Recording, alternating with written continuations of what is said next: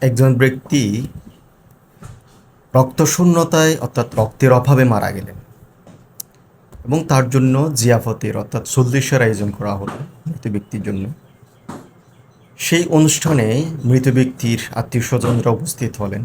সবচেয়ে আশ্চর্য ধরনের ঘটনা হলো সেটা হচ্ছে সেই অনুষ্ঠানে আত্মীয় স্বজন যারা আসছেন সে আত্মীয় স্বজনের মধ্যে ২৭ জন ব্যক্তি ছিলেন যাদের রক্তের গ্রুপ এবং ওই মৃত ব্যক্তির রক্তের গ্রুপের সাথে মিলে যায়।